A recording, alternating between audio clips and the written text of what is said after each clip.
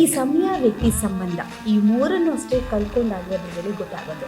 So ಈ ಒಂದು ಮಾತು ಯಾವ ಸಂದರ್ಭದಲ್ಲಿ ಅದು ನಿಜ ಅಂತ ನಿಮ್ಗೆ ಅನಿಸ್ತು? ಬಿಗ್ ಬಾಸ್ ಮನೆಗೆ ನಾವು ತಗೊಂಡ ಕ್ಷಣದಿಂದನೇ ಓಕೆ ಒಂದು ಕ್ಷಣದಿಂದನೇ ಅನ್ನಿಸ್ತು. ಯಾಕೆ ಅಂತಂದ್ರೆ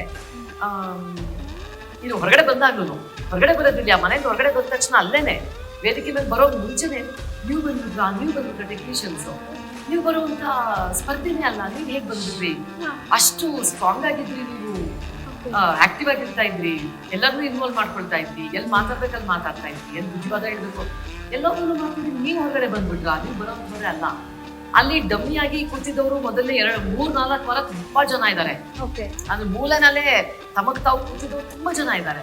ಸೊ ಅವ್ರನ್ನೆಲ್ಲ ಬಿಟ್ಟು ನೀವು ಹೇಗ್ ಬಂದಿದ್ದೀರಾ ಅಂತ ಅವ್ರು ಹೇಳಿದಾಗ, ಆಮೇಲೆ ಹೊರಗಡೆ ಬಂದ ತಕ್ಷಣ ಎಷ್ಟು ಜನಗಳು ಪಾಪ ಸಿಗ್ನಲ್ ಲೈಟ್ಸ್ ಅಲ್ಲೆಲ್ಲ ನಿಲ್ಸಿ ಹೇಳೋರು, ನೀವ್ ಮೇಡಮ್ ನಮಗೆ ನಂಬಕ್ಕೆ ಆಗಿಲ್ಲ, ನೀವ್ ಹೇಗ್ ಹೊರಗೆ